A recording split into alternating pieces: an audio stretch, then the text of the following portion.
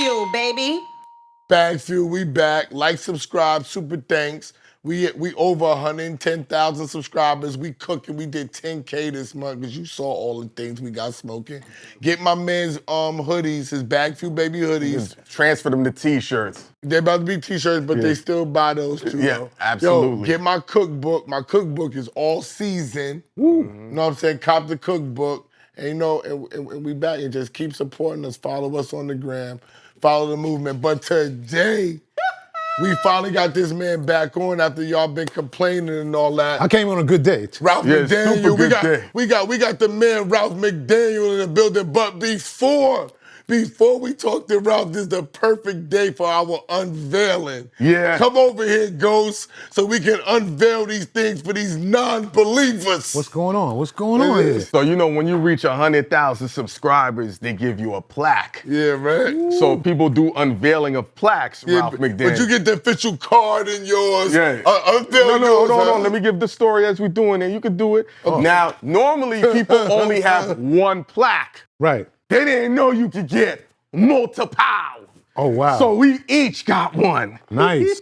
Yo, that's nice. Just in case. And the perfect person to unveil the 100K. Yeah. Just so y'all know. Wait, hold on. Let me take it out the plastique so y'all know it's real.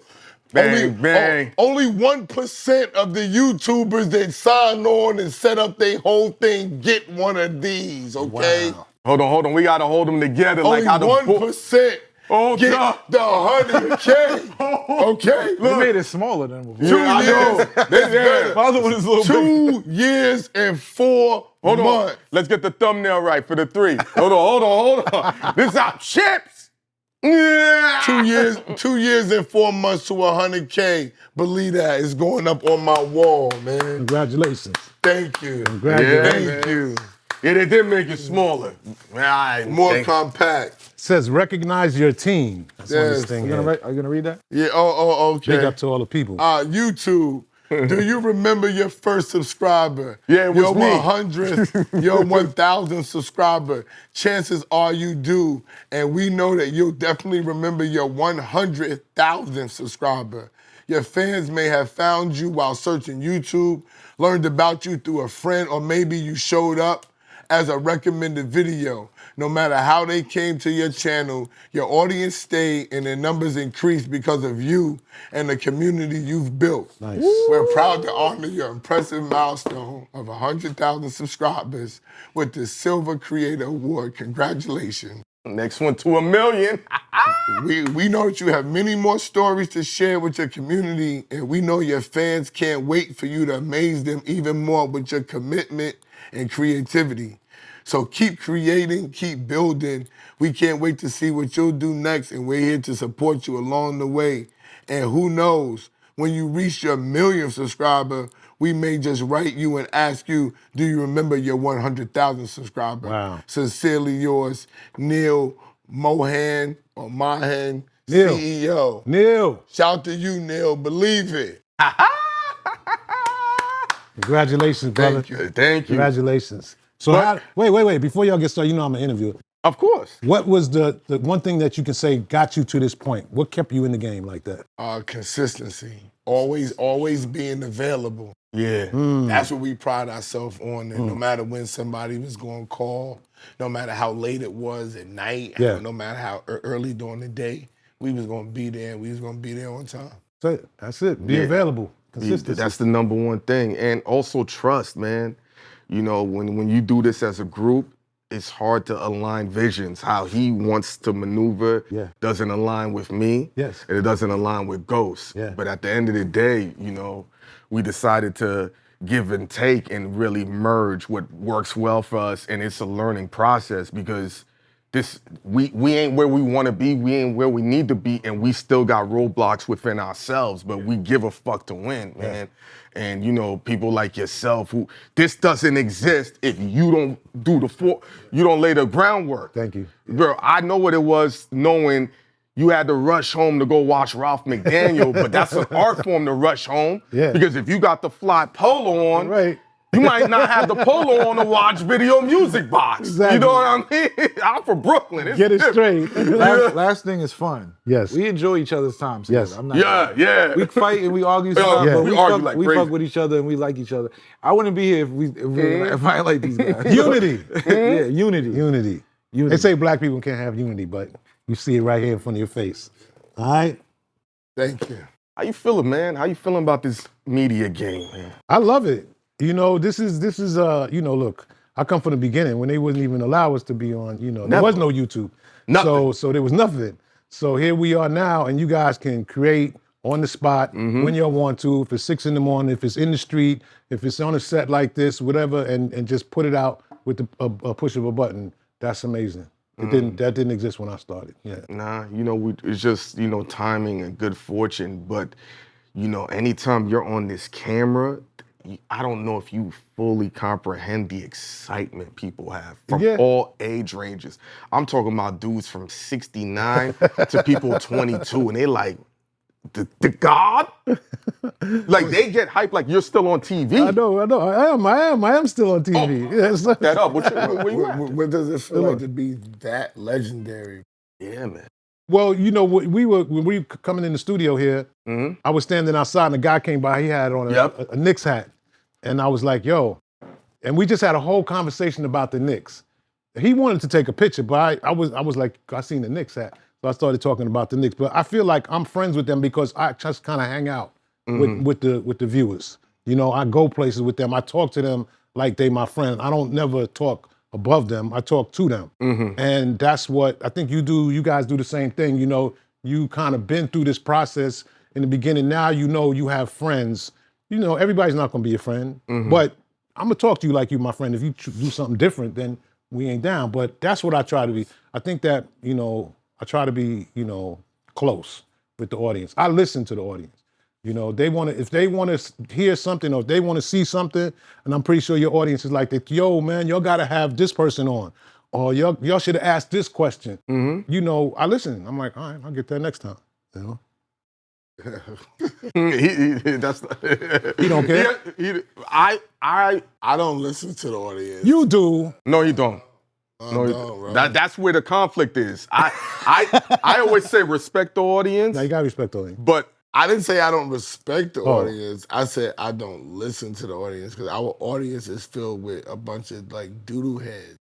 It's like it's like I'm talking to the 10% of the people that actually want the information. Right. And that leads to what I wanted to ask you. I don't want to go into them, right? Right. How does it feel when everybody feel like they know music and they know the music business? Well, they don't. I know, but so how do you do? Because it frustrates me sometimes because people like music and they think that they've looked at it and they think that they know what it takes to actually make it in this business and do what needs to be done. That frustrates me. How do you deal with the frustration? Well, when I was coming here, I was thinking about something that people, let's say, that love 90s hip hop, right? Will go, oh man, it don't sound like now, the music don't sound the same. Or even the 80s people, they don't sound the same. It's never gonna sound the same. Things change. Exactly. Sneakers don't look the same. Cars don't look the same. Everything changes.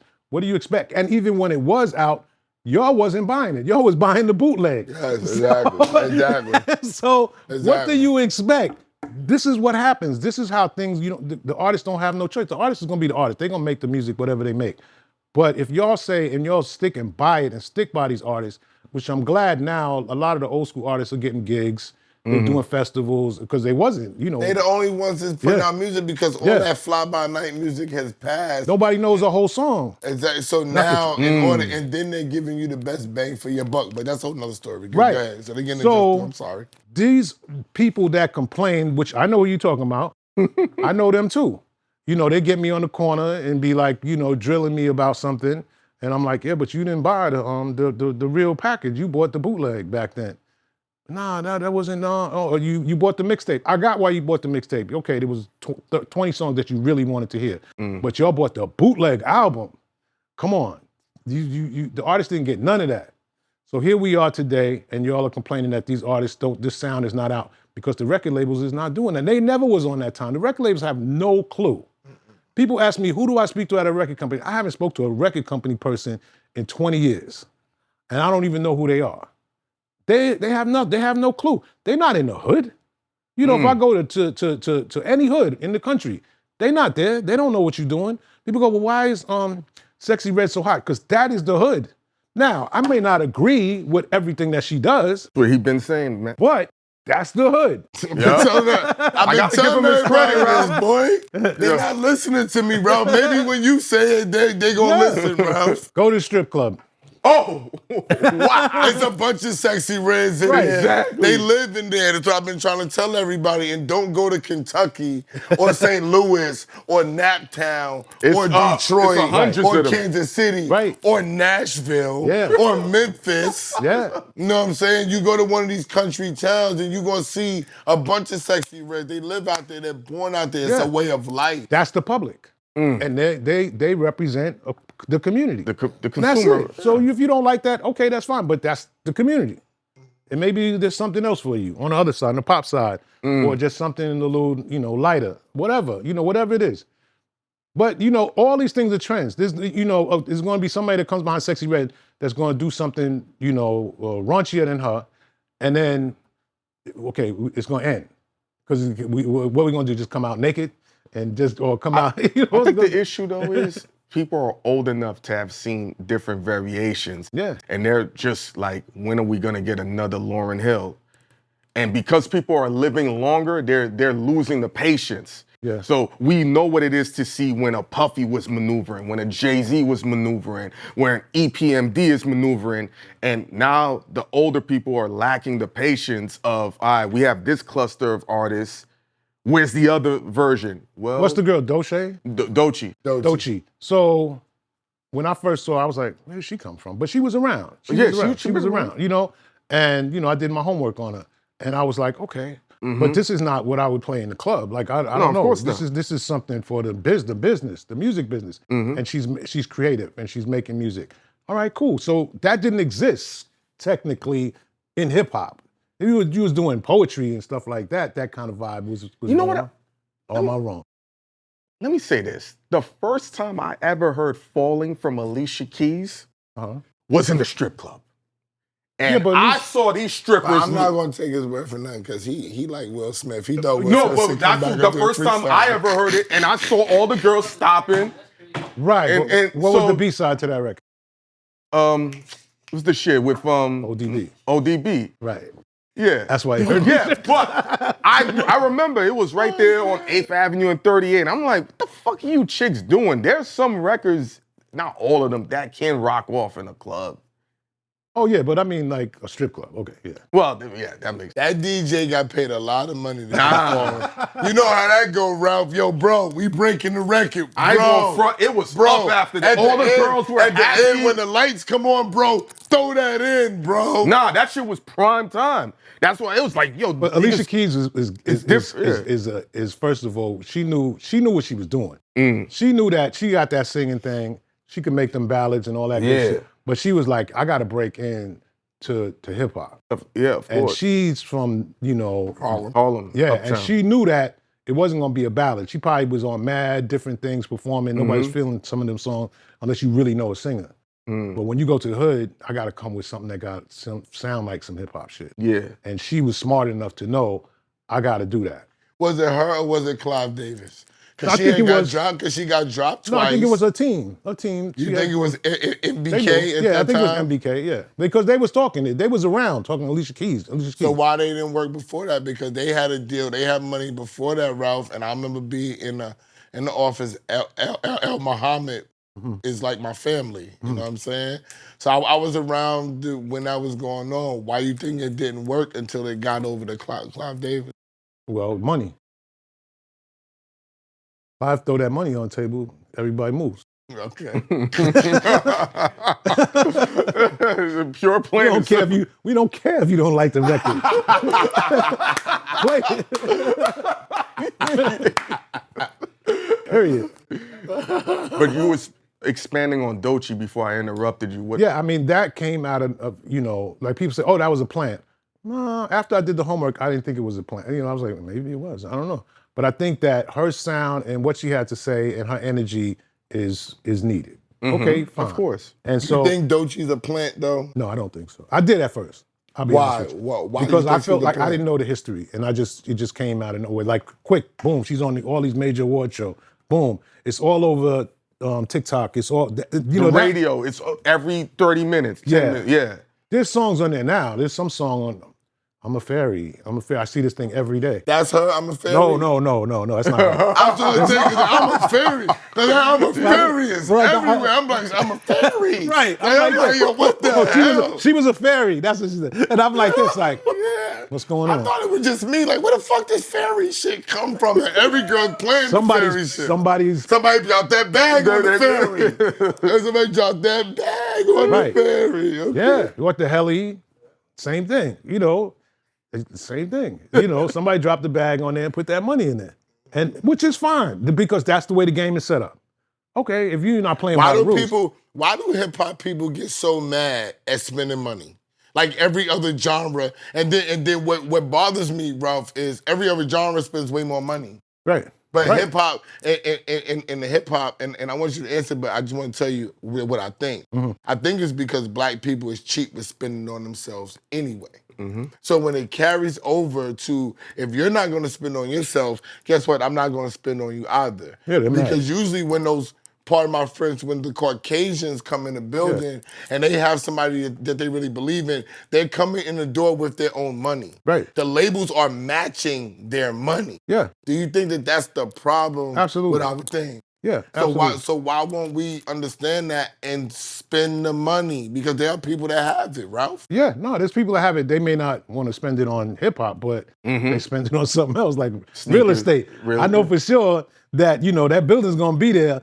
And you know, this artist might be running down the block with a gun tomorrow, and I lose all my money. I'm gonna tell you what's part of the reason why people have issues spending the money. Right. Because they have this fantasy idea of, yo, it happened like this. It went to Video Music Box and it got played. Yeah. Let me give you an example.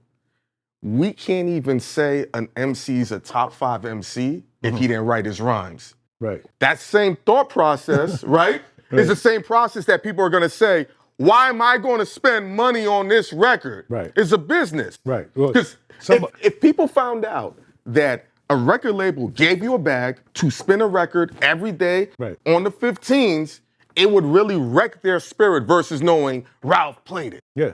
This is they don't know the business is what we started the conversation. That's what Ben said. This is how, and it's not just hip hop, it's pop music. It's whatever kind of music, whatever you're trying to put out. If you start a trucking company, they don't know the business. They don't study no business. They don't study business. If you don't know business, then you just don't know, and that's why you don't understand. You know, it's like, why does you know Ford make cars like this? Why don't they make them look like Maseratis? You know, because that's what Ford does. Exactly, that's their business model. That's their business model. So it's just the way it is. What was your business model? There was nothing out there for young black people to watch on TV that I felt was needed. And I created Video Music Box because I knew that they would watch it because there was nothing else out there like it. And I put it together and we put it on with no promotion, no nothing, all word of mouth. And then the whole city was like, 3:30, we gotta go home to watch Video Music Box. And I was like, how did that happen? You know, but it just showed how much people wanted. There wasn't enough hip hop out there for the need. You know, the want was there, but there wasn't enough. You know, this is the beginning of people just making records. In the beginning, most artists didn't even have a music video. I'm like, yo, send me your video. We're like, we don't have a video. So when is the record gonna know? When the label gonna make it? They were like, we don't know. So I would go to the label, yo, y'all gotta make a video. This dude is hot in the street. They never even been to the club. They never even been to the block party. The labels don't know. So they said, Ralph, what do you think? Should we make a video? Yes, make the video. 2 weeks later, I get the video. Oh, well, I make the video. And that's it. They out there. I made a lot of video. I made over 400 videos just based off of that because the labels didn't know that they needed to make a video. Were you getting paid for them? Yeah. So all of them early videos. What's the label paying you to do the video? I mean, it wasn't a lot of money. Yeah, they was paying me. Okay. Yeah, so they paid me for the production. I did, like Nas. I mean, that was the 90s by the time I got to Nas. But I did like Belle Biv DeVoe, Poison, all of those videos. Yeah, me and my partner Lionel. A whole TLC album, the first album. The whole Boys to Men first album. You did Baby, Baby, Baby? Yes. All of that. Yo. We did all of these videos because Wow. at that time those TLC clearly is a group. They know what they're doing. They got Babyface, and So you're all like these this people. original Hype Williams. Hype Williams is my intern. He started with me. I used to pick him up on 195th and Linden, 194th, maybe it was. He didn't have a car. Yeah, Big Queen. Yeah. If you was starting video music box right now in this climate, where would you start? How would you do it? With young people, because I feel like most older people like myself or people that are in my age group, they don't understand. They like the song, they be in the car, going along to it. But I think that we need to get more information out because I think the kids have something to say. And I want to hear what they have to say other than this, 30-second clip that might be on TikTok or, whatever on YouTube. But I think they have something to say. And the time period that they have to stay is less. So you should get more. What you mean by less? Like your window is, your career window is way shorter than, let's say, Rakim or, Jay-Z or Eminem. These guys have been around for 25, 30 years. Those are the exceptions more than the norms. But I mean, they exist. They're real. They Yes. really exist. Not saying that they're selling like they did back then, but they've moved on to other things. Hip hop let them, like Jay-Z's a whole thing. He's an entity. Right. Yeah. I work with Nas. Nas is a whole thing. I be around like, Nas ain't talking about no hip hop when I'm around him. He's talking about this business and that business. He's in India. He's in all these different places. This dude is a big deal, and I'm like, that's the goal, right? Is to make it out of this. This thing takes us to other things that, we ain't gonna be on stage for the rest of our lives. I'm glad you said that. Everybody's so mad at me because I keep telling these older rappers to stop making the new music. People only want to hear what your catalog is and why are you doing this. This has been a young man's sport. Now when you're old, you want it to be an old man's sport. I don't understand that. Why do rappers think the only profession that you don't retire is rap? Why do they think that, Ralph? It's just that because you never got the opportunity to do everything that you wanted to do on stage. And then your time is up. You aged out. Well, they say you aged out. I had the same conversation with Ebro when I worked at Hot 97, right? Ebro would tell me, none of the jocks want to leave. You, Ralph, Angie, this is back then, Flex, y'all want to be on Hot 97 forever. And this is old man Ebro talking, but he was young man Ebro at the time. So, and he's still on the radio, on the TV, the radio. He caught the bug, y'all had. He caught it because he didn't have the opportunity yet to do everything that he wanted to do in that urban radio, in that hot urban radio, that power situation, that Breakfast Club. That's, there's only so much. We're not gonna talk about everything. So you only got so much things that you could talk about in that particular time slot, and then you're 30-something years old. And the people in the office is like, it's time to get us a 21-year-old because that's really our audience. It doesn't matter if you got a bag. Maybe it's time to pivot. Like if everybody saves their money, I feel like everything ain't done because they ain't made enough money. Or they spent their money and they didn't do the right thing with their money and they thought that they had more time. Yeah. I think so many things revolve around money that people don't focus on. I don't think so that. as incompletely. And you said this, one of the most annoying thing for you is people enjoy that clout. And when you're no longer on that radio box and then people come up, you don't give a fuck. I want that bread. But when people say, hey, what happened? Yeah, because you have that, but you didn't. I want that bread. But look, let me tell you something, bro. You didn't have that opportunity. You have the opportunity to get that bag because of those guys that came before you. Yeah. Like a guy like me. I agree. Or a guy Absolutely. like Red Alert. I agree. Or a guy like Chuck Chill Out. Or I agree. Blue. Or, all these other all people. of them. Because they broke through certain barriers that now open the door for you guys to do this. But back then it didn't exist.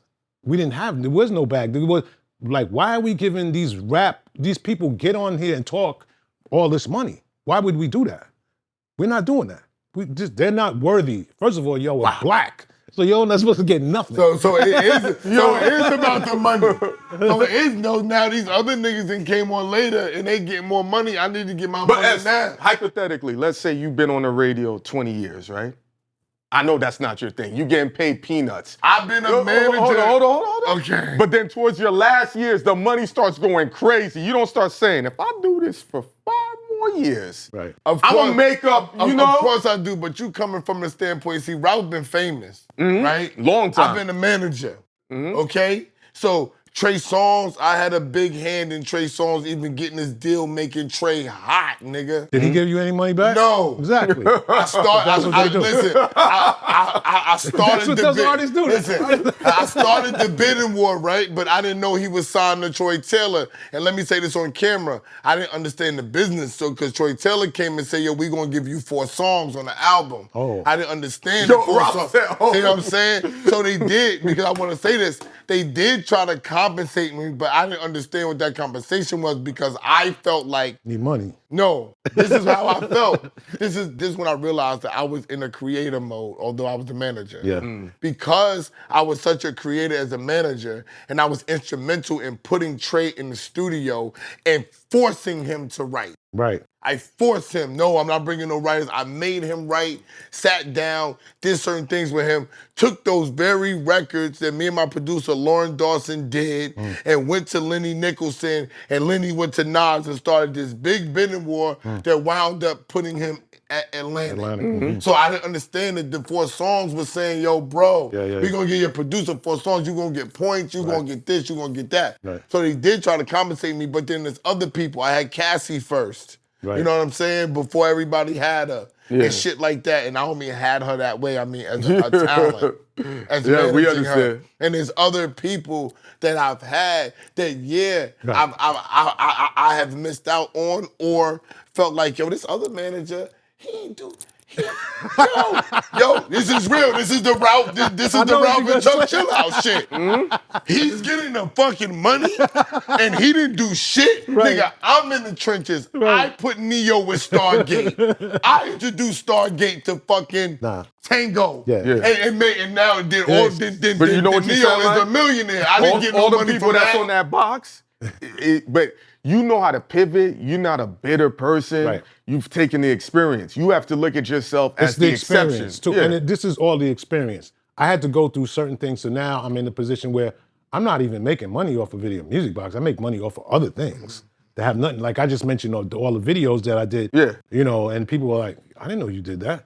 Yeah. And then they go, well, how much did it cost to make videos back then? It could have been $100 grand. Each one of those videos, when we first started, could have been 10 grand. But you do the math. I did 400 of them. So we wasn't broke. We just wasn't making money off a Video Music Box. But we figured out other ways You used it as the to make avenue. that I money. always mention you, bro. And you do that because too. when we was on the other show, right? Yeah. that when I first met you, and you explained to how you wasn't making a lot of money, that people was paying you to host, you was getting 300, you Right. started doing your own shit, and I asked you, I said, Ralph, how do you make money? Because we were starting to be popular, Right. and I was trying to figure out how to make money, and you said you gotta create your own shit. Right. So I always do, from that moment, I took that model, and I started creating my own stuff, my own pop-up shops, my own merchandise, not hard. my own consultation, anywhere, putting the word out to people that, I had to badger my man in Def Jam because of what you said. I said, yo, I can host your events, bro. Right. Yeah, I badgered him for fucking 2 years, and finally a Dave East joint, he said, I'm gonna give you a shot. Yeah. And I burnt it down. And then from that point, he had come to me. But that was all because of what you said to me, that you gotta that was sometimes very pivotal. create. Yeah. You gotta create your own shit. Sometimes we moving, the game is moving fast.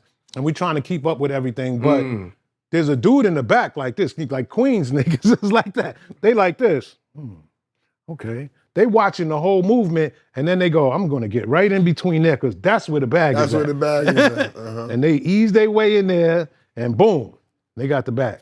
So everything that you went through, you had to go through. I'm a believer in that. You're not here by mistake.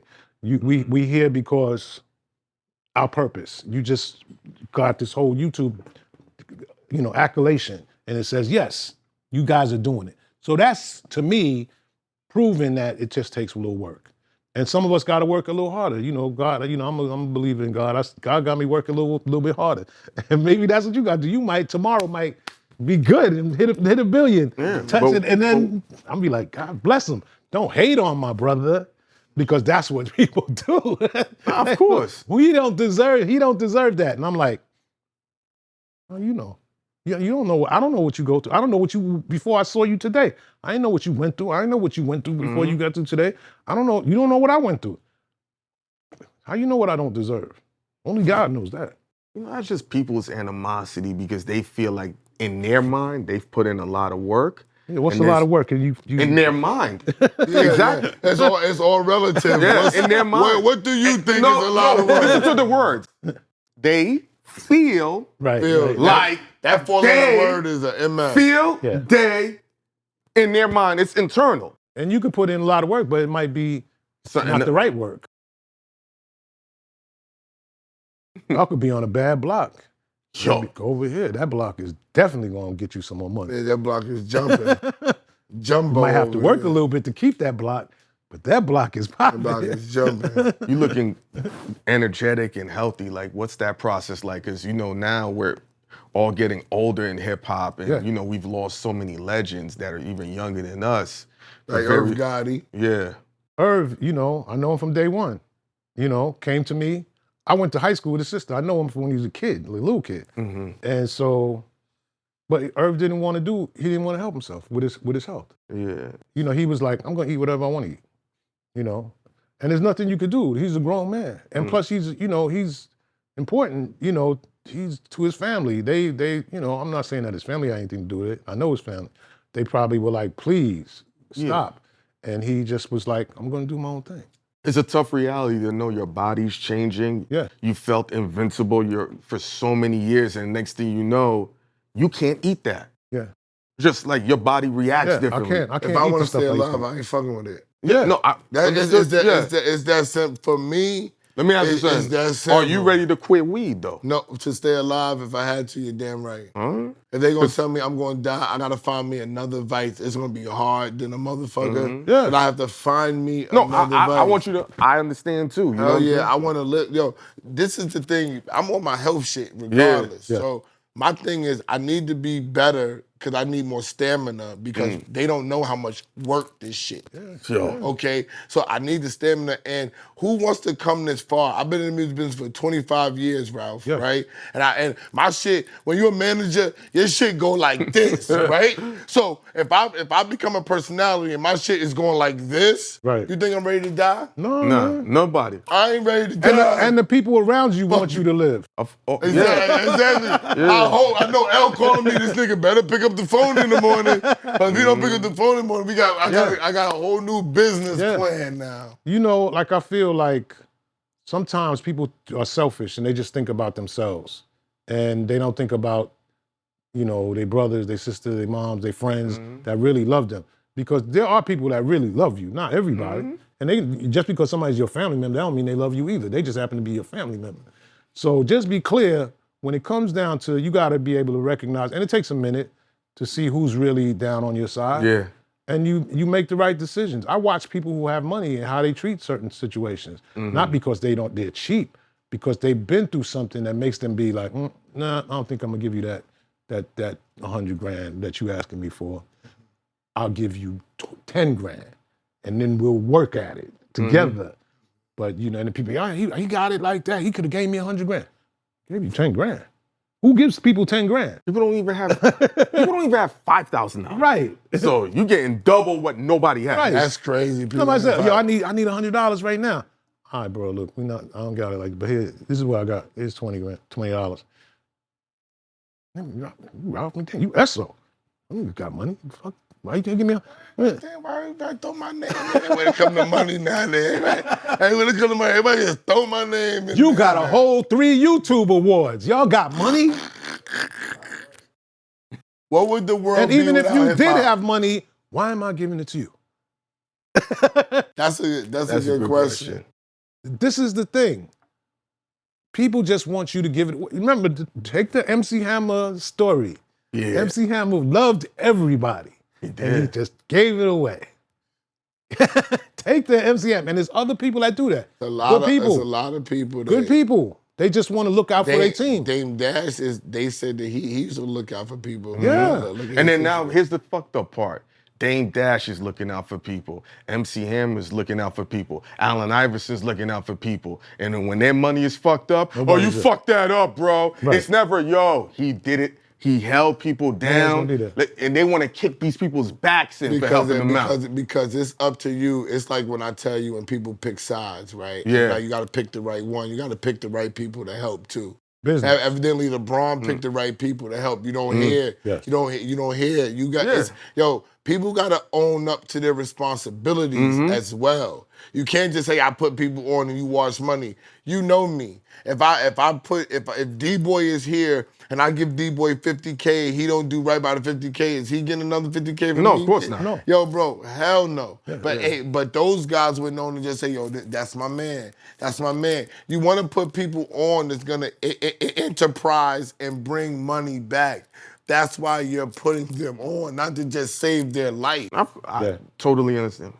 I mean, look, I've been doing this 40 years. It's a long time.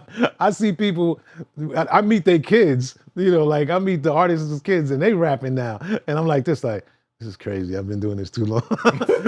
but man, is it really too long? No, it's not too long. No, when we think about it. I'm a true New Yorker.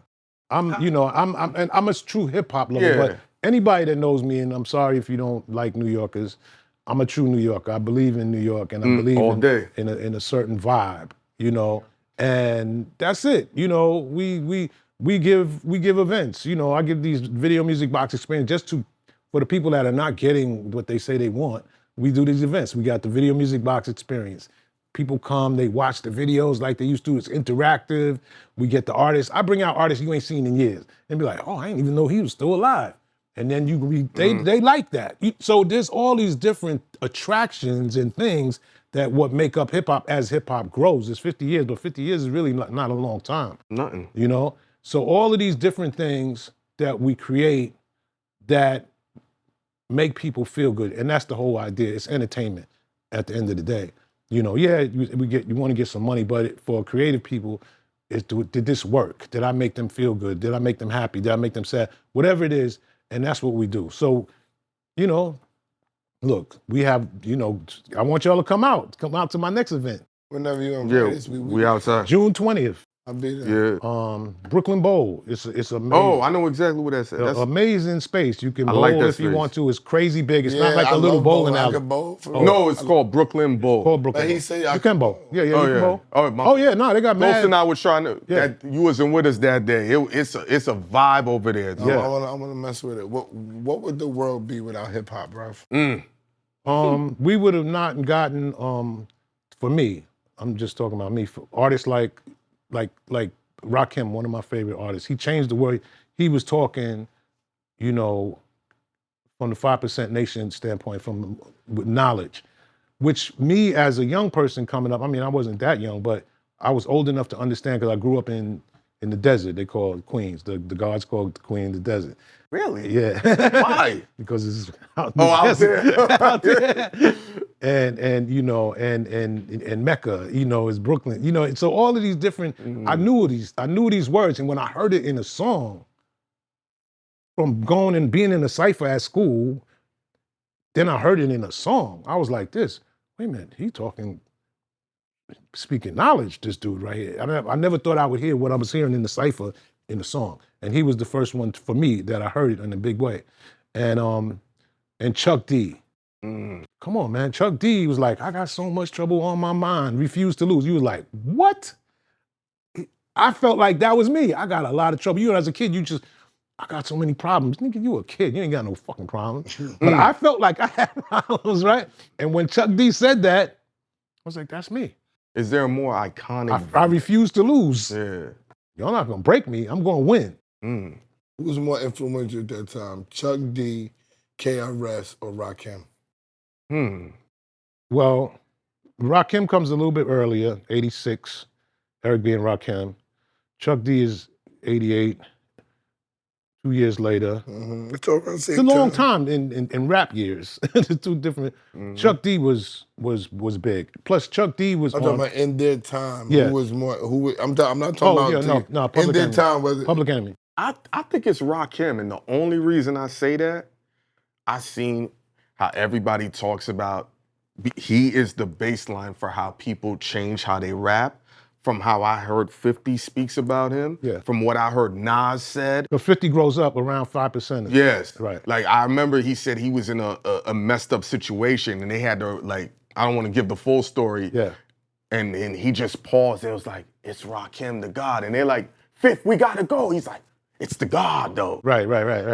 Yeah, because I mean, I think that when Eric B. and Rakim came out, there was, the media was good. By the time 2 years later, Public Enemy comes out on Def Jam, one of the greatest hip hop labels ever.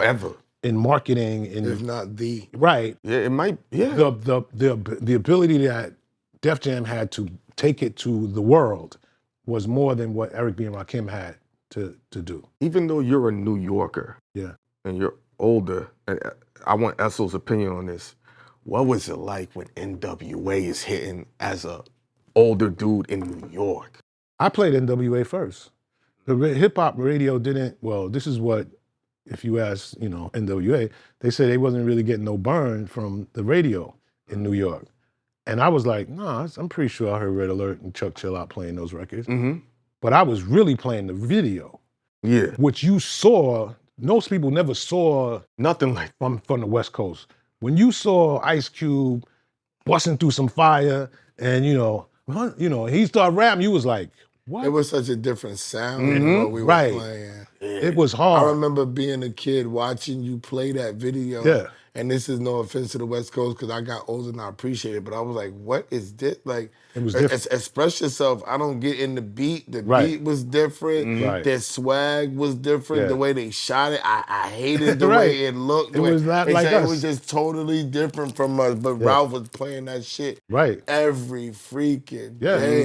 And that's the other thing is that we broke videos that were not necessarily New York type songs, because the video was good. I thought the video was good. Like I played N.W.A., I played Outkast. That's why every time I hear that clip of Andre 3000 talking, like Southern Playalistic? Yeah, we played that we played the original and the remix of it. I played all versions of it. And I was like, 3000. Like, what are you talking about? We play your joints all the time. How'd you even get that? No, they were on a major label. That was Clive Davis. That was Outkast. Yeah. But they didn't look at Ralph as far as playing the record. They were looking at DJs. They were looking at radio. Yeah, they were looking at radio. Yeah. So although Ralph was spinning that video crazy, they was like, it's not translated into. No, it was translated into money, and they just didn't know I'm talking that. about them playing the record on radio out here. Because that's all black people knew was radio. So they couldn't see the other side of the marketing. He was giving them visual marketing the whole time, a bigger play than anything radio How could do you have given them at quantify the a video time. at that time? You can quantify radio spins. Because the video department at a record company is part of the pop department. So anything I did was with the pop people. I didn't deal with any black radio people. Because if you don't, this is how the business works. I don't know about now, but it used to be. You go up to the record company, you got a guy who's representing you from a label. He's a young black dude, he got his hat to the back, he's talking that talk, and he's talking to another black guy, and they're making some deals and maybe some money is exchanged, and it happens. I'm not dealing with that black guy. I'm dealing with the white guy who's talking to another white guy, and that's who I'm dealing with. Then you have to put your invoice in. Right. And this is the budget that we have for you, Ralph. This is when you're gonna get paid. I don't even care. Ralph, to be honest, the fact that you're spending it is extra for me. I just want you He's to happy. Yeah, I just want you, can you do the video, Ralph? He's happy, the white guy's happy because he knows Ralph McDaniels. Okay. So the white guy realized it was one-stop shopping. Right, he's Let like, him shoot the video and he's gonna play the video. I know Ralph McDaniels. Why weren't any black people thinking about because Ralph's they were gonna shoot the video and play the video? Because they couldn't see that far in advance. Ralph, what you mean? That makes sense. Ralph, but no. It does. No. As a businessman, okay, if I can have the dude make the gumbo and sell the gumbo all in one spot, that only makes the greatest sense in the world. You know why? Because listen, if he doesn't make the gumbo, now I gotta discuss further business with him. Because you're making the gumbo, now I gotta get him to sell it. Once he makes it, he's definitely gonna sell it. Yeah, but that black guy didn't have that much power. He Oh, wasn't. power. He wasn't in It that. was power. He wasn't in that room when they were saying, Power. "We're There we gonna go. we're gonna spend $1 million." He was in the "We're gonna spend $100,000 room." That's your money. This is the $1 million room. Got you. I'm in the $1 million room. Got you. And I didn't know that at first, but I knew once I went to the label, I was like, "Where's all the black people at?" It wasn't no black people there. That's what I knew. I was like, "Oh." How did you feel when you was in that room? What were you thinking about? I'm taking advantage before they kick me out. I'm getting it all. They real. I know they're gonna kick me out of this room soon. How is it that we giving this black dude all this money? They're like, hold up. Did you do right with your money, Ralph? Although you were Ralph McDaniels, did you do right with it? I mean, of course, we bought some cars and did all that kind of stuff. Yeah. Now I ride around in an old car. I could care less. But we got houses. We sent the kids to college. And, we did what we were supposed to do. I didn't. I don't own a bunch of buildings and nothing like that, but I'm pretty sure I could have, but that was not in my vision. I didn't think that far. Right now, people aren't excited for music videos. They don't feel like it's an anticipation. Yeah, because there's no AJ and Free. That's true. There's no Tigger. Terrence J. Roxy. Right. That made you go, oh, okay. You wasn't even thinking, you didn't even know who these new artists were. What about Carson Daly? Carson Daly, bro. Right. All of these dudes who presented it and you believed in them because they were trustworthy. Yes. Like here, I'm gonna come watch this because I like these guys and I believe them, or I'm entertained by them, whatever it is. But it was always a farce still. What we know now is the top 10 is bullshit. They were just like, we're gonna make this 110, we're gonna make this 1-2. Oh yeah. We're gonna do this or everything. Yeah. We actually thought it was real, like people were voting and then they would send your stupid ass to go vote. So these kids really think they're voting and making Bow Wow and Ja Rule and them #1. It was all entertainment. That's why Video Music Box is #1. To get you involved, to make you think that your vote fucking mattered. Man, that's why I'm like, I'm over here playing 50 Cent How to Rob. Y'all better watch me. So. Yeah, but they didn't. But I'm gonna say this, Ralph, and I don't want to say this shit. But when you don't charge people, and this is for my mans and them on bars on I-95. Mm-hmm.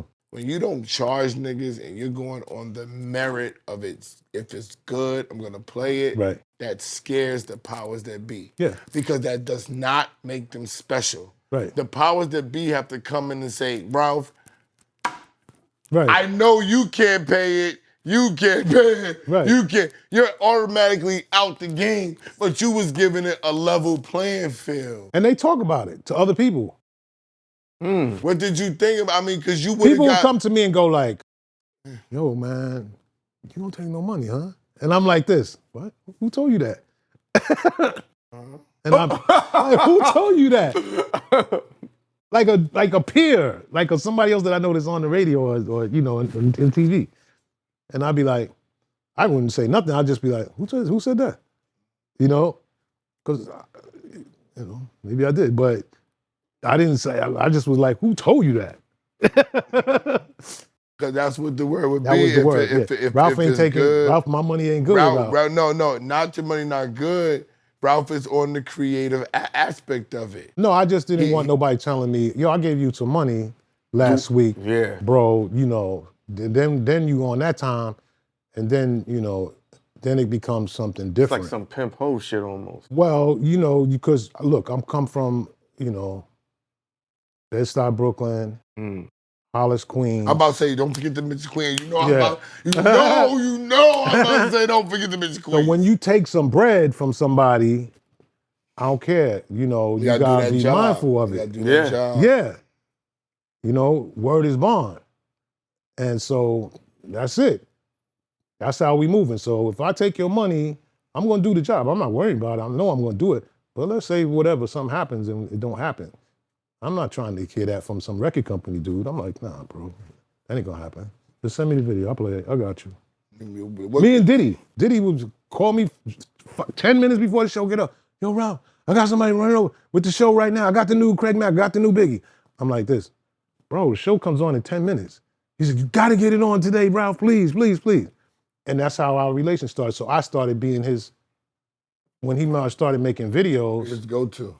I was the production company. I was the guy who was, I had insurance and all that kind of things that you needed. They didn't have. Right. So you got to check off of that. Right. So we started doing other business other than him. Ralph just needs to someone. be on set. If Ralph is on That's set, it's all I got to give do Ralph is the check because Ralph got the insurance. He ain't got to shoot shit. And I just want to make sure nobody gets shot on set. So not that I can stop that, but at least I know what's going on. Right, I was there because y'all can tell me whatever. I got the insurance. There are some people in hip hop, if they see certain people, they be like, we gotta chill. What do you mean? If Ralph wasn't here, we wouldn't have done this. Yeah. No, Fat Joe told me, he said, you know how many times you was in the middle of a shootout and you didn't know it? And I was like, well, it wasn't a shootout. He said, but it was about to be.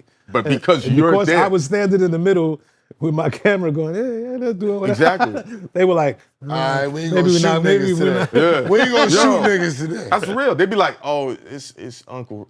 All right, we chilling. Who's your Mount Rushmore video directors? Oh, wow. My partner, Lionel C. Martin, look him up.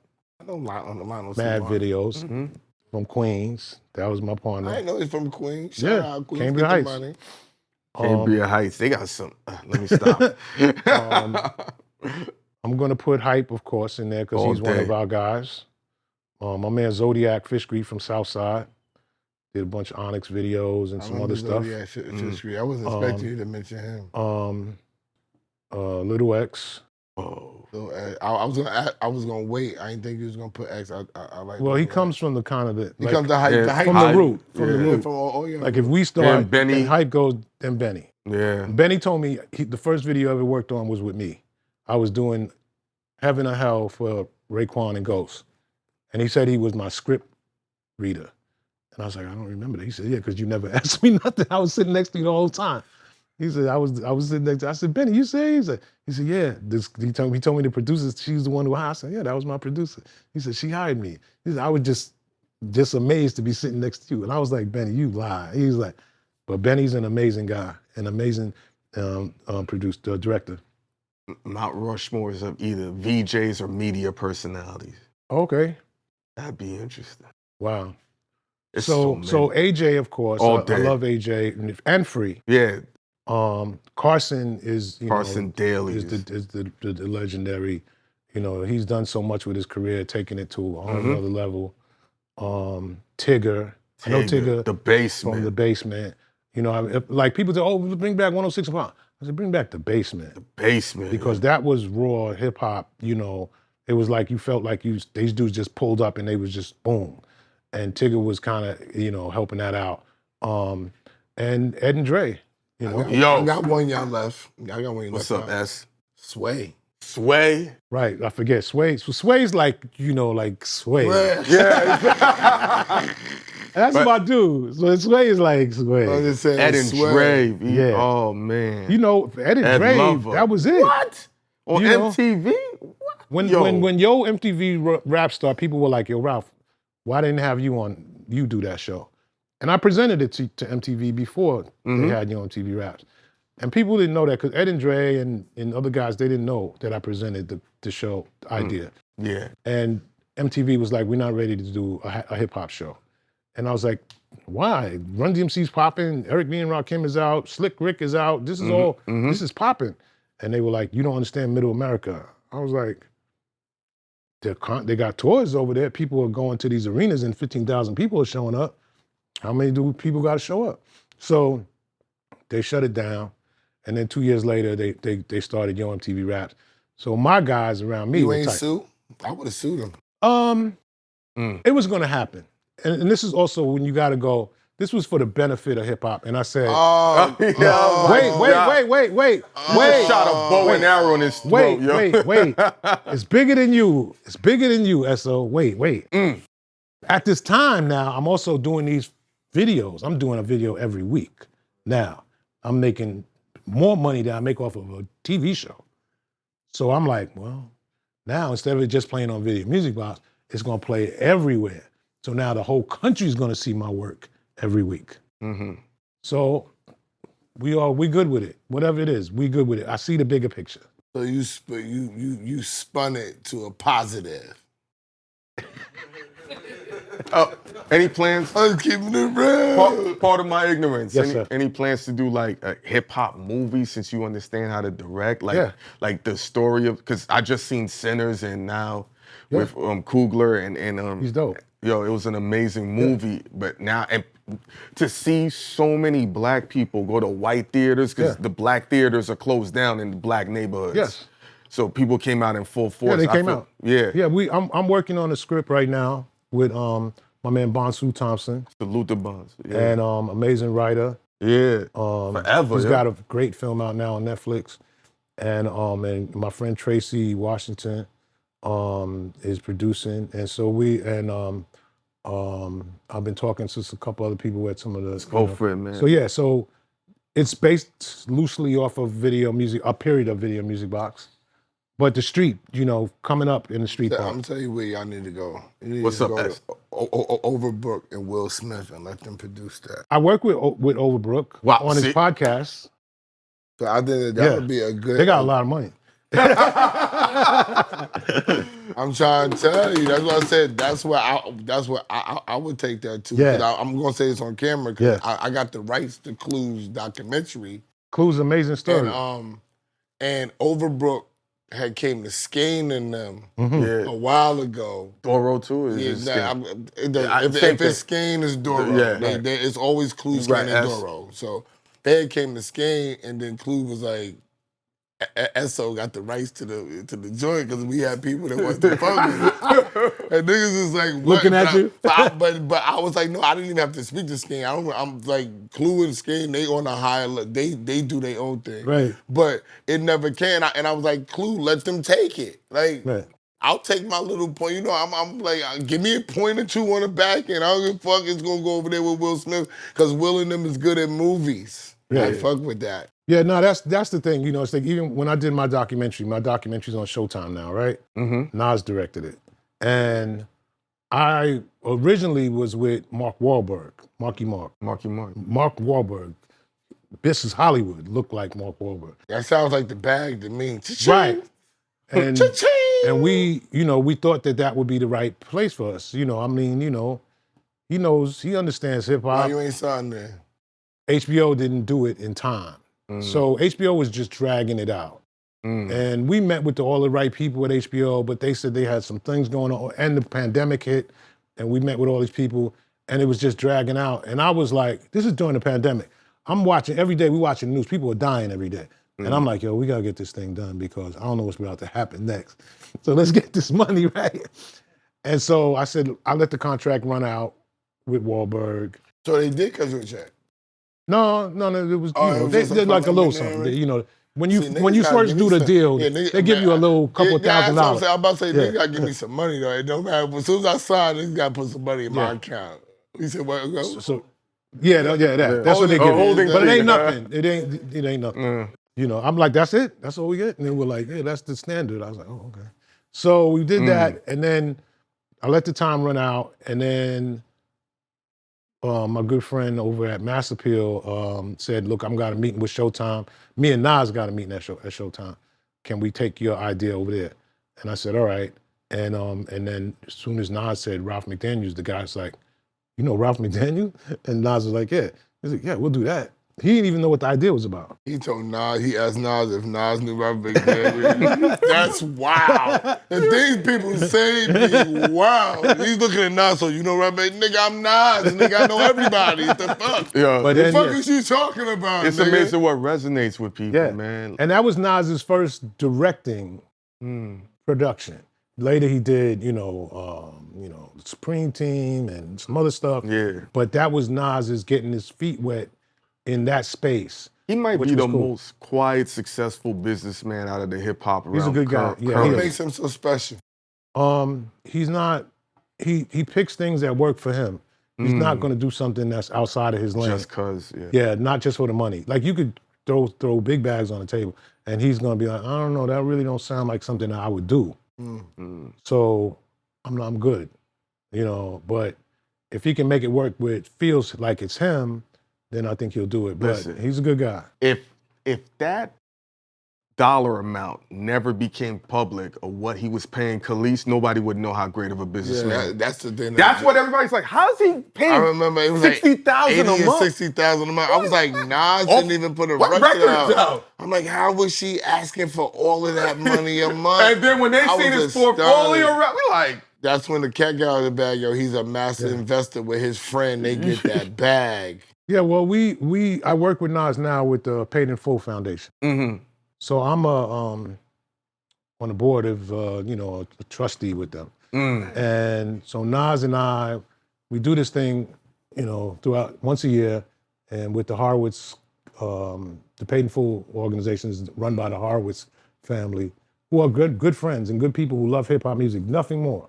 No, not trying to get in your bag, not trying to take nothing from you. Just want to see you do well. And so Ben and Felicia Horowitz. Tell them that I want to do well. Yeah. So I'm trying, Felicia the Horowitz, I'm trying to do well. I've been in the music business for 25 Paid in years. full. I can use $500,000. Trust me. No, but it's really, like sometimes I come across artists that, like I'm assuming that because of their name, they have all of this. But they had bad record deals. Some of these artists had terrible record deals. And their money's sitting probably in Universal somewhere, and Universal ain't breaking them off. What about if you had a bad YouTube deal? Do y'all do that? YouTube got a lot of money, so they should be just giving. I thought maybe there was gonna be an envelope in there too. Yo, now that would have been it. Maybe let me check that package. You know what's crazy? They don't even. Hey, Ralph, go with the bullshit now. They don't even pay you a penny a click. That's all right. That's all right. Don't you know how much money that would be just off a penny? It's all right. It's all right. It's all right. What's up? I started the word shout out on TV. I don't get nothing for that. And everybody in the world says shout out. All I need was a penny. You were supposed to trademark that. Bro, I was 19 years old when I started doing it. He said, bro. I wasn't thinking about it. All I was doing, you want to do a shout out? And people were like, yeah. And then next thing I know, I'm like, yo, Ralph, you had Barack Obama is, let me give a shout out to Michelle. And I'm like, yo, you had me looking like, but you had me looking at that screen like, that's what girls, because I was so young, like, that's what girls look like in the club. Yes. That's what goes on. Yeah. I was like, yo, I want to go to a club and I want to if I give a shout out at a club, I'm going to be the fucking man. Yeah, don't go to the Q Club or one of them reggae joints or Biltmore Ballroom or one of them spots. Then we really get busy. I know you married on that, but I know the hoes was going buck wild crazy. Hey, look, we love everybody, and that's why we feel successful, and that's why No, it was going. My wife knows I go home at night. That's the job right there, man. What's the most disappointing thing about hip hop? 50 years ago, the hip hop 50th anniversary, it was a great event, but I realized that we don't own anything in hip hop. The artists, the managers, they don't own anything. Live Nation owns a lot. These big giant stadiums like Yankee Stadium. Fault is that though, right? It's nobody's fault. Ain't that our fault? Yeah, no, well, I don't know. Maybe it's just too early for us to be there. Or maybe, how about this? Even if we wanted to do it, say Puffy but before all this stuff, Puffy and Jay-Z and Beyonce wanted to come together and they wanted to do their own label, Nas too. The distribution company's not even gonna fuck with them. Right. They're gonna make it so hard for them. So we're thinking that people aren't trying to do something, but they are. Yeah. But even the big dogs that we have in our society, they learn that they're just black people too because they get blocked from doing greater things for us. Yeah, Nas puts out his own music now. You don't have to go through Def Jam. Do you I'm not gonna ask you that because I don't want to put you in a peculiar position with answering because I'll just say no. I'm not gonna answer. Just ask me. I don't think. Do you think Nas should still be putting out music? He wants to, and he has a reason why, and he'll tell you. What's his reason why? Has he told he'll tell you. No, I'm not gonna tell you. You're not gonna speak for him. It's a private reason. I thought he said it outside. He hasn't said. No, he just wants to he loves making music. Cut it out. Right, that's what I'm saying. He's doing the Vegas Residency. residency. I definitely would go see the Vegas residency. And it's amazing. But I it's went not. last. But is he performing the new Yeah. music in the Vegas residency? No, he plays, He's playing the mixture. classics. playing classics. That's what I'm talking about. That's the Nas that we all want to see. I just feel like, and okay, so maybe you can answer this, and I don't got too many. I got like 1 or 2 more questions after this. Do you feel like that the rappers that are putting out this music that's not translating, do you think that they're tarnishing their legacy? Because that's how it feels to me. It does feel like that to me too. So we want everything to be our favorite album. We want everything to be whatever that album that turned you on to this artist, you wanted that to be. And it's not going to be like that. Like everybody's wants, I want the old Kanye. I don't have a problem with the new Kanye, personally. But you're not playing it. The music's not the same of the new Kanye. If we just keeping it real, but it's not about what the day and the time and all that. It's just not the same. It's not as good. I'm gonna say it out loud. It's not as good. I just think people fall in love with nostalgia, and these moments in time connect. And we talking about the old Kanye or these old rappers. And your life is not the same. Even as a consumer, your life is not the same. Don't have no kids. You got kids now. You got a home. You got other My things. ear still works. My ear still is intact, and that shit is whack. Yeah. My ear still works, bro. No, you're right. My ear still works, though. Right. It's a lot of stuff going on, but my ear still works, and my ear is consistent with what's going on with the music. Even when the Will Smith thing came, I said, Will shouldn't be rapping. We need Will to be in the music business as an executive that can help and move and shape, because we don't have black people that can move the needle. They don't want to do that because that's like you really a puppet to the people who run those labels, and they know that, and that's you really getting pimped out. Then you like do this. They got to direct you an office where they can go in and see you. They ain't trying to be that close to Universal and Sony and those type of people. Gotcha. I didn't look at it that way. Yeah, that's too close. Well, what's a money commandment that you live by, Ralph? Something that you do to make sure you keep money in your pocket? Yeah, save it. Keep 100 grand in your account. Keep 100 grand in your account, at least. When you start getting, because especially nowadays, anything can happen, bro. Now keep it in the safe. So yeah, the reason why, right. I've been through fires. Yeah, and when everything is cinched, you don't realize as you get to your point where your body is at, how much shit you lose that you got to get back, and it's like you feel like a newborn baby. Yeah. In a grown body, man. Yeah, it's not you don't know what's gonna happen. I'm not walking around in fear. No, of course not. But you just gotta be mindful that it's not just about me. Like me, if something just happened to me today, it'd be okay, I'll deal with it. But I got family. I got other people that I gotta be mindful of, that I gotta take care of. So I'm like, well, I better leave a couple of dollars somewhere, and I don't care where it is. If it's in a chain or if it's in something that just don't depreciate too fast. What you think about all the stuff, all the heat that Fat Joe is taking? He took a lot of heat. I feel bad because Fat Joe, and now he's saying people trying to extort him now. Yeah, I feel bad because Fat Joe is a good friend of mine. Fat Joe, he'll tell you. I know Fat Joe from day one, before he had a record. He was coming to my office, knocking on the door, saying he just wanted to say that he knew Ralph McDaniels. And he'd come to my office and he would sit there and he'd be like, "What are you gonna do today?" And I'm like, "I don't know.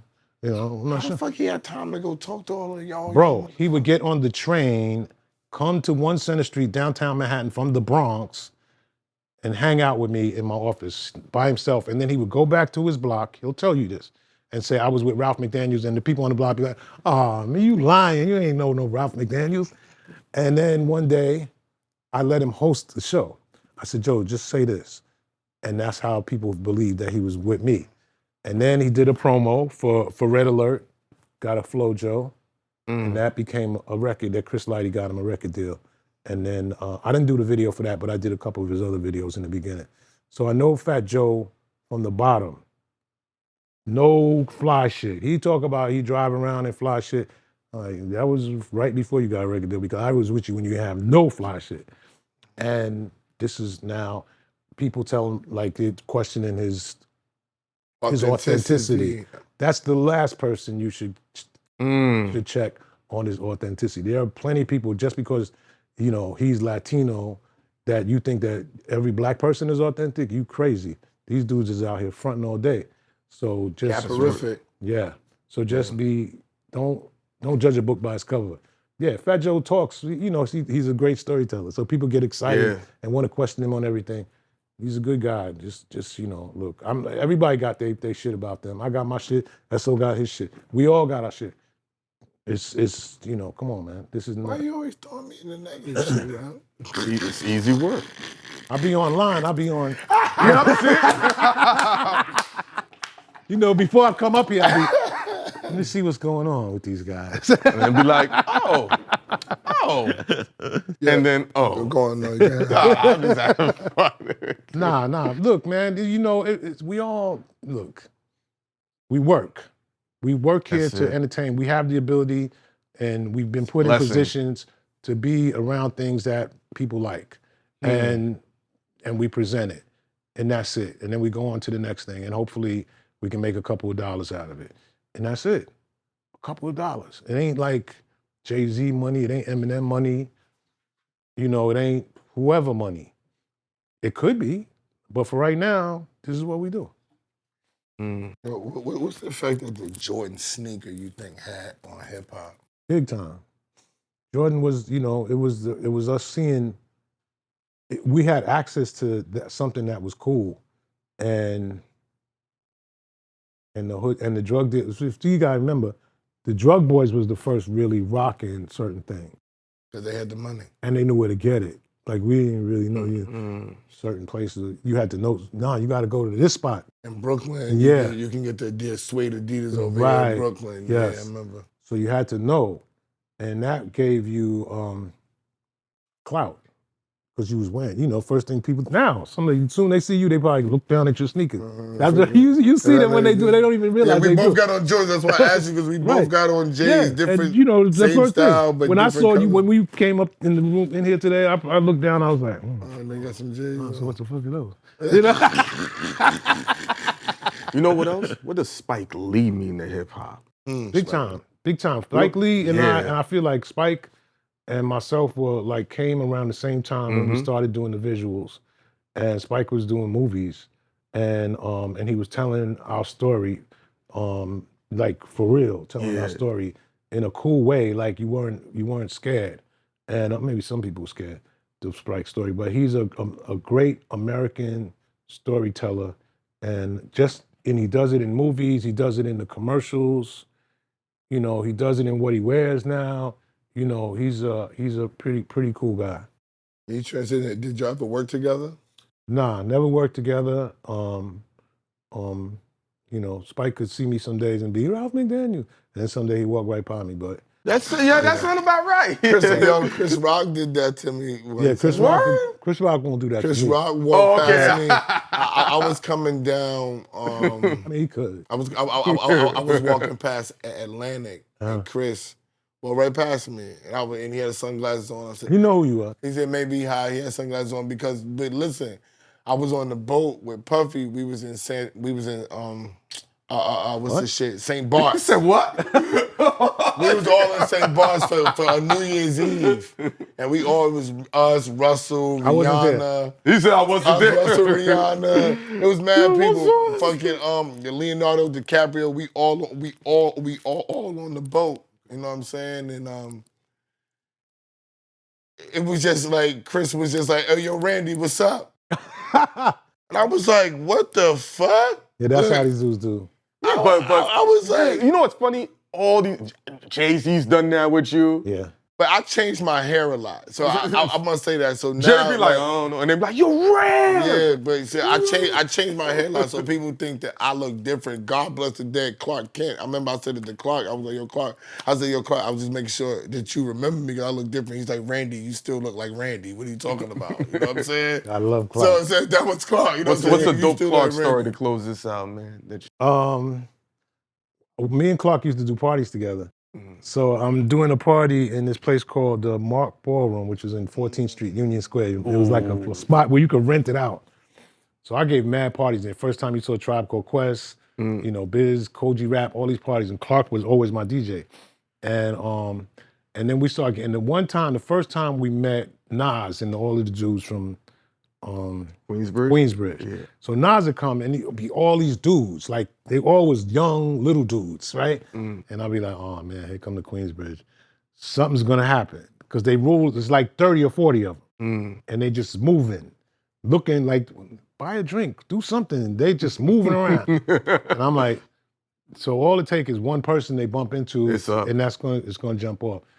So I'm like, Clark, play some music, man, that'll just get everybody excited and shit. Because that's how we would get around it.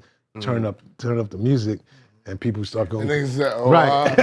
All right. That's how you get him. He start the vibe, like, oh, all right. Clark know that shit off the top of his head. We'd be like, oh, turn it up, turn it up. Or if it got too hyped, then we got to bring it down, bring it down. Yeah. So Clark understood the music for the hood, you know.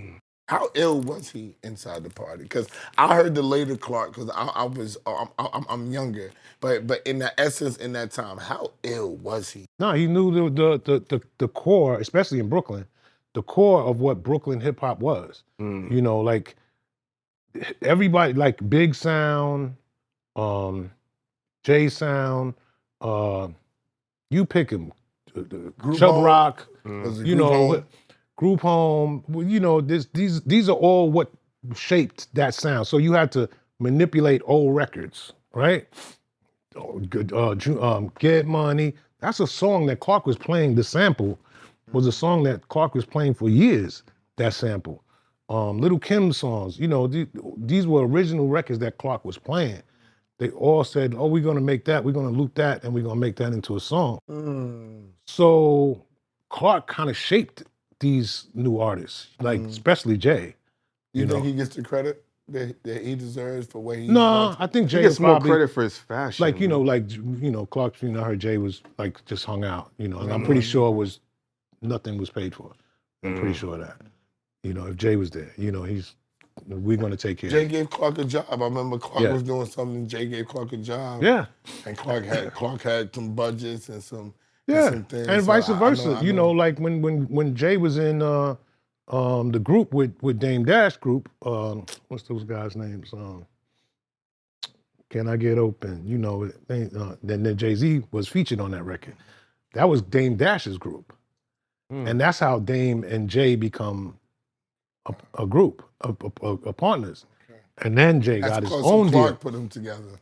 Is that Clark? Clark was the A&R at Atlantic. Got you. So Clark gave the deal to Dame, and Dame put Jay on the record. Right, yeah. And that's how that all comes about. But, you know, Clark was telling them, this is what you should do. This is what you should do. Well, you could produce it. All right, I'll produce that. I ain't producing everything because I got other shit that I want to do. But I'll help y'all. And so he was feeding whatever he felt was from the street. Golly. Yeah, you know, like I tell people, look, man, artists now, I tell them things. They're like, I don't know. I'm like, my dude, look, I'm not trying to tell you because I feel like talking to you. I'm telling you because I know from fact this is going to work. Now, if you choose not to do that, I'm not mad at you because you're your own man. But I'm telling you, you should do this. Those are the niggas you're not going to lose. Know music. Those are the ones that think they know the music business. That I started off asking you about, like, how do you deal with the niggas that it's I get it. You know, people have their own ideas in their head, but that's not the music business necessarily. That's what dudes on your block do, and that's when you're listening to whatever. You got to make a song or something that sounds like a song, a verse and a chorus or something that we can send to somebody and say, this is what this is.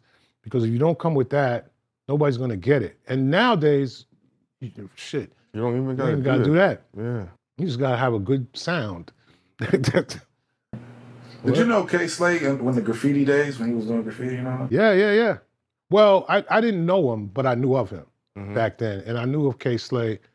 K Slade is a big hole in hip hop when K Slade passed away because of the records that he played on Thursday night. I'm not saying that the guys that do it now are not official. But K Slade was in the trenches with people, like dudes that these guys would never be dealing with. The drug dealers, the killers will be meeting K Slade at Hot 97 at the door. I'd be like, you good? Yeah. He'd be like, yeah. I'm like, all right, because don't look like you good with these. I think Papoose is doing a good job extending his legacy with TuneCore, what he does on Shade 45. I think there's times he goes on Hot too. Yeah, Pap was one of those guys. Yeah. The first time I met Pap, he was at the door. Yeah, he was. And he'd Ralph McDaniels, yo, this is my CD. This, blah, blah, blah, blah. And I'd be like, all right. And then I'd get in the car and listen to him, this kid's pretty good. And then I heard him on K-Slay. Pat was signed to K-Slay. Yeah. But before, Pat was K-Slay artist. yeah, but before he was signed to him, Pap would be at the door at Hot 97 every day, like other artists too. That shit was like, it looked like Harlem in the 80s out. I drove by, I was like, what? They had to sneak everybody, they had to make the new entrance to get the people in and out. And I remember they're like, how did Flex leave? Yeah. He's supposed to walk by us. They didn't even, there's how did Angie sneak in? Yeah, there's a side door. Yes. And I didn't know till Flex showed me that. I was like, word? Yes. Clue. I was like, one time me and Clue was there when the whole Little Kim and the thing happened with with Junior Mafia. Yeah. And what's the other guys? Is it Capone? Capone. Yeah. It was my shift, but it was like one of those holiday weekends. Yeah. So Clue was mixing in my shift. Yeah. And I'm just on the mic. And then all of a sudden the police came upstairs and I was like, there's been a shooting downstairs. And we were like, what? So Clue looks downstairs, this block is taped off. I'm like, he said, yo, the block's taped off. I said, word? He said, yeah. So I'm like, it was like close to the time when my shift is over. It's like 10 minutes to 4. Gotta get my block. I'm getting out of here. So Clue was hanging around. I'm like, I'm out. And boom, I went out that side door because I knew the police was out front. Yeah. I know that side door. The side door was clutch. Right. Bro, you don't understand how much dudes was on. Clue stayed. I don't even think they let Clue like left. the drama, bro. Yeah. The more, Clue's with the shit. Clue is with, people don't understand that he don't look like it, but Clue is with the shits 110%. The more gutter, it is, the more he's like, yo, we going over there. See, I wasn't gonna say, but Clue was actually, he was like, what's going on? I'm like this, like, ask no questions, man, then they gonna know you. I'm like, I was out. I looked at him, I saw him talking, I was like, not me. Clue wanna know everything. I was out. Yo, so we gonna be at the Brooklyn Bowl. When is it again? June 20th. June 20th. We at Brooklyn outside. Bowl. We outside. Pull up on me. Pull up on me. Ooh. We had Ralph McDaniels in the building. Thank you, man. Appreciate you, because we had to do part 2, Ralph, because everybody was beefing with us about the first one. Oh, thank you. You know what I'm saying? I appreciate all the Jews that you give us in any way that we can support you always. We Thank did, you. man. Please. And do you got more than video music box t-shirts? Because I was supposed to get something from you a long time. Yeah, no. I I'm going to cop some of them. I'm making some new ones for the 20th too. Yeah, I'm going to cop it on the 20th. Yeah. We're gonna have some new. No. And then whatever movies I want, like. You want to roll? Yeah. Yeah, He played a drug dealer role, right? In Philadelphia. One of the greatest scenes. He took the 2 guns, right? And he's beating himself in the head because they fucked up the block and they What fucked movie up. is it? So I can see this movie? Yeah, no, they ain't. No, show him the clip. Yo, honestly, this ain't because we're I don't even want to co-hosts. talk about it. Yo, son. but bro. They ain't even put the movie. Listen, stop. No, that happens. Stop. That happens. Just take the clip, though. The clip is still magical. Right. See, he's upset that it's not out, but I'm like, if people see that. Maybe it could be a meme. Exactly. Like, he's like this. Why you motherfucker? And he's beating himself in the head. Sounds like a meme to me. Joke time. Nah, this shit fire. You gotta show it to him, bro. Like, subscribe, super thanks. We shot this on a Friday. So Thank you, That's Ralph. why we wasn't streaming today. Yeah. Queens get the money. Brooklyn in the building. Yeah, Brooklyn beach. in the Fred house, Love. without a doubt. You know what I'm saying? Yo. Like, cop his sweatshirts, the BagFuel babies. Like Video I said, music cop box. my cookbooks. Hit me for the consultations. Video music box. Oh, May 10th is me and Big Boss Yee. You'll see it. This be late in Brooklyn. It's gonna be lit. Yo, it's gonna be It's a situation. It's the biggest mixer. You got to come out to the biggest mixer. Yeah, it's with in it. Brooklyn. Oh, Yee, well. it's an Angela Yee spot called Cups. Okay. They're going on. It's in Cups. Angela Lee, my girl from day one. Love it. Yeah. I'm going to send you the flyer. I'm going to send you everybody. I'm there. Come on out. Yo, BagFuel. Follow Ralph McDaniels. He's under Video Music Box. He's not under Everywhere. Ralph McDaniels. Yeah. And we out of here. Bang, bang.